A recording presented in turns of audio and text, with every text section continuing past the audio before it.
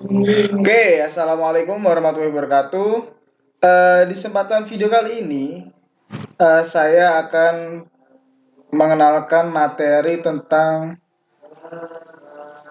pengulangan. Ini adalah materi mata kuliah algoritma dan pemrograman. Nah, jadi nggak hanya belajar matematika saja, tapi di sini eh, di prodi matematika juga belajar tentang algoritma dan pemrograman. Nah, di kesempatan video kali ini saya akan menjelaskan materi pengulangan atau biasa dikenal dengan nama looping. Nah, di sini saya sebenarnya tidak sendirian. Saya ditemani tim penyusun untuk menyampaikan materi ini, yaitu ada anggota kelompok saya yaitu Riko Alif. Saya sendiri, perkenalkan, nama saya Muhammad Hafiz. Kemudian ada dua teman cewek saya, yaitu ada Dwi Rahma dan Nurul Sabila.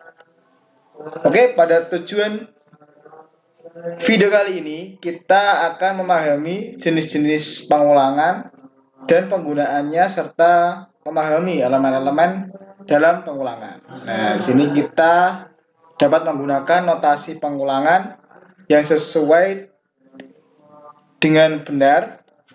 Kita dapat memanfaatkan jenis-jenis pengulangan dengan tepat dalam menyelesaikan persoalan yang sederhana. Nah, coba deh perhatikan di sini. Jika kalian diminta untuk menuliskan suatu program, tulislah 1 dan 2. Tuliskan program yang menuliskan angka 1 dan 2. Dan selanjutnya 1 plus 2 ke layar. Nah, jadi di sini kan kelihatan mudah ya. Coutnya cuma ada 2 kali, yaitu cout 1 dan 2. Kemudian tinggal dijumlahkan. Nah, kemudian gimana kalau kita naik lagi levelnya, yaitu 1 sampai 3. Nah, masih mudah ya. Oke, di sini kita masih bisa tersenyum. Kemudian 1 sampai 3. Kemudian kita akan disuruh menuliskan yaitu 1 sampai 10. Nah, tuliskan program yang menuliskan angka 1 sampai 10. Nah, coutnya 1, 2, 3, 4, 5, 6, ya teruskan sendiri ya sampai 10.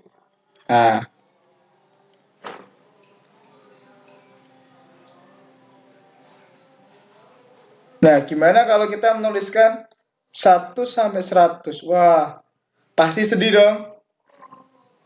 Menuliskan sebuah algoritma yang begitu banyak banget gitu loh. Nah, bagaimana kalau kita diminta menulis dan menjumlahkan 1 sampai dengan 1000, 1 sampai dengan 10.000, 1 sampai dengan 1 juta, bahkan lebih. Ya, pasti sangat melelahkan dan menguras tenaga ya.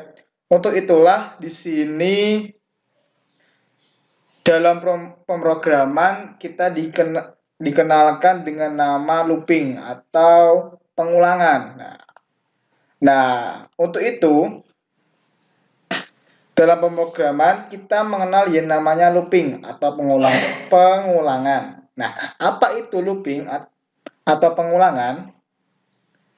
Nah, pengulangan atau dalam bahasa Inggris disebut dengan looping adalah instruksi program yang bertujuan untuk mengulang beberapa baris perintah. Nah, fungsi yang paling sederhana yaitu untuk mempermudah melakukan suatu proses yang berulang-ulang, seperti misalnya mencetak angka dari 1 sampai 100. Nah, ini mudahnya saja ya, contoh-contoh saja. Nanti di lain kesempatan kita bisa belajar yang lebih ekstra lagi.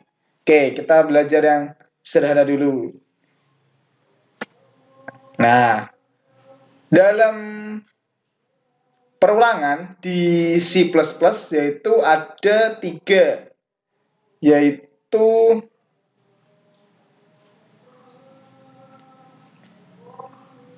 ada for, ada while, dan ada dual. Nah, perbedaan for dan while dan dual itu, for adalah untuk mengulang suatu proses yang telah diketahui jumlahnya. Nah, sedangkan while untuk mengulang suatu proses yang belum diketahui jumlahnya. Pengecekan kondisi akan dilakukan terlebih dahulu. Jika kondisi masih bernilai true, maka looping akan terus berlanjut. Statement while juga digunakan untuk menyatakan perulangan. Nah, yang terakhir itu ada do while, sama seperti while, melakukan perulangan walaupun belum diketahui jumlahnya. Instruksi akan berjalan lebih dahulu, kemudian dilakukan pengecekan kondisi apabila masih bernilai true. Maka looping akan terus berlanjut. Nah, kurang lebih seperti itu. Oke, tanpa basa-basi cenat-cenut, langsung saja kita ke contoh ya. Nah, di sini perulangan dengan fungsi for. Nah, penulisan dasar format perulangan for dalam C++ adalah sebagai berikut. Itu for, sini kita dapat start, terus conditional, condition, terus, nah, terus di sini ada statement. Nah, ini maksudnya apa, Kak? Oke, kita next dulu. Nah, di sini perulangan dengan fungsi for tadi yang sudah di slide sebelumnya. Nah, pada start adalah kondisi pada saat awal perulangan. Biasanya kondisi awal ini digunakan untuk membuat dan memberi nilai kepada variabel yang digunakan untuk mengontrol perulangan. Misalkan kita akan membuat variabel i, maka untuk kondisi start ini kita juga harus memberikan nilai awal untuk variabel i. Nah, misalnya dengan 1, maka i sama dengan 1. Misalkan kita ingin menghentikan perulangan, jika variabel i telah mencapai di sini misalkan nilai 10, maka di bagian condition ini kita membuat perintah i kurang dari sama dengan 10. Jadi nanti akan berhenti di nilai 10. Nah, di bagian conditionnya. Nah, yang berarti selama nilai i kurang atau sama dengan 10, terus melakukan perulangan. Nah, selanjutnya, increment adalah bagian yang digunakan untuk memproses variabel agar bisa memenuhi kondisi akhir sebuah perulangan. Nah, umumnya nilai variabel tersebut bertambah i++ atau berkurang i min 1. Nah, condition adalah kondisi yang harus dipenuhi agar perulangan dijalankan. Selama kondisi ini terpenuhi, maka C++ akan terus melakukan perulangan. Nah, statement adalah bagian kode program yang akan diproses secara terus-menerus selama proses perulangan berlangsung. Kita membuat blok program di antara tanda kurung kurawal sebagai penanda bahwa bagian di dalam kurung kurawal inilah yang akan dikenai proses perulangan. Nah, gitu ya. Oke, biar tidak bingung, langsung saja kita ke contoh. Nah, ini adalah contoh perulangan dengan fungsi for yang sudah saya buat di Dev C++, yaitu ini ada include Eostrum, void untuk mencetak angka I sampai J. Nah, di sini untuk mencetak angka 1 sampai 10. Nah, dan di sini bisa kalian langsung praktekkan sambil menonton video ini. Dari ini, program ini menjadi ini. Nah, seperti itu ya untuk for. Itu di sini untuk for. Kemudian kita lanjut ke perulangan dengan fungsi while. Dalam perulangan while, program akan terus melakukan perulangan dengan mengeksekusi pernyataan target selama kondisi tertentu bernilai benar. Penulisan dasar format perulangan while dalam C++ adalah seperti ini. While condition, kemudian kurung kurawal, kalian masukkan statement kalian. Itu ya. Oke, kita ke pengertiannya. Nah, condition pada fungsi while adalah kondisi yang harus dipenuhi agar perulangan berlangsung. Kondisi ini mirip dengan perulangan for. Nah, kondisi ini akan diperiksa pada tiap perulangan dan hanya jika hasilnya false, maka proses perulangan berhenti. Nah, artinya kita tidak tahu berapa banyak perulangan. Karena selama condition ini bernilai true, maka perulangan akan terus dilakukan. Nah, kemudian untuk statementnya adalah kode program yang akan diulang. Tanda kurung kurawal diperlukan untuk membatasi blok program yang akan diulang. Jika statement hanya terdiri dari satu baris, maka tidak diperlukan. Contoh perulangan dengan fungsi while adalah seperti ini. Nah, ini adalah contoh perulangan fungsi while. Dari sini, nah ini tadi while. Kemudian kita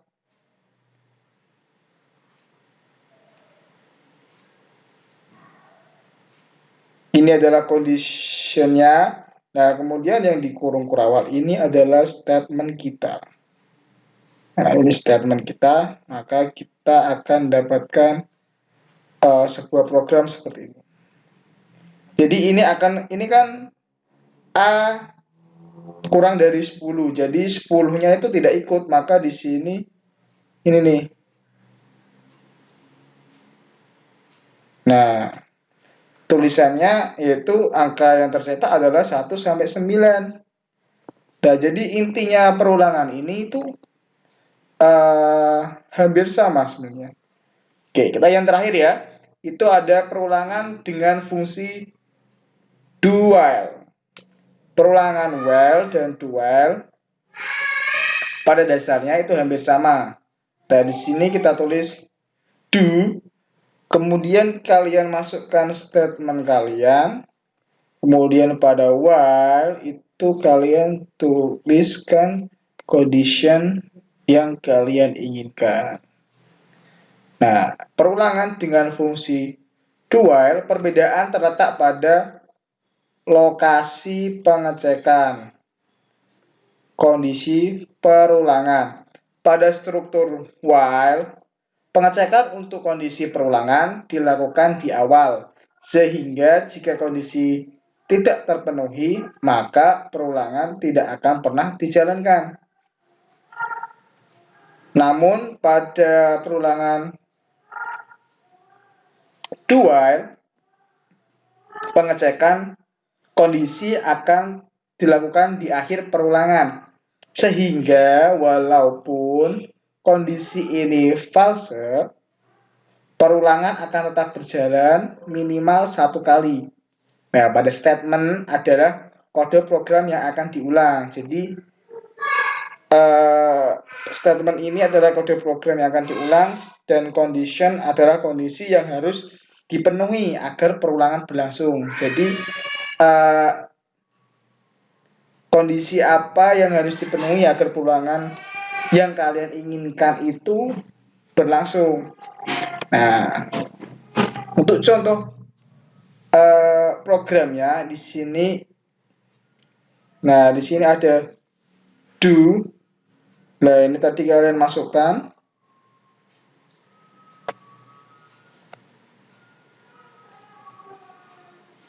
Nah, sedangkan pada while-nya ini kalian di sini saya punya A kurang dari 10. Jadi kita akan dapatkan program yang seperti ini. Itu ya, itu bedanya. Itu tadi penjelasan jenis-jenis pengulangan itu ada for, while, sama do while. Nah, kesimpulannya, meskipun perulangan atau looping memiliki fungsi yang sama, namun ketiga fungsi tersebut digunakan pada kondisi yang berbeda. Nah, while, perulangan while digunakan untuk kondisi perulangan di mana banyaknya perulangan tidak dapat dipastikan pada saat menuliskan program. Nah, sedangkan for, perulangan for digunakan untuk kondisi perulangan di mana jumlah perulangan telah ditentukan di awal. Do while sama seperti perulangan while. Dalam perancangan perulangan do while ini kita harus memahami alur logika pemrograman yang kita buat. Banyaknya perulangan ditentukan pada saat program mencapai kondisi false. Nah, kesalahan dalam alur logika akan membuat C++ tidak pernah berhenti atau infinity looping. Jadi tak terbatas gitu. Tidak pernah berhenti. Oke, terima kasih yang sudah menonton video ini. Kurang lebihnya mohon maaf. Jika ada masukan dan saran bisa tuliskan di kolom komentar. Jika ada yang ingin ditanyakan atau yang ingin kita bahas bersama, silakan bisa juga tulis di kolom komentar ya. Terima kasih yang sudah menonton. See you.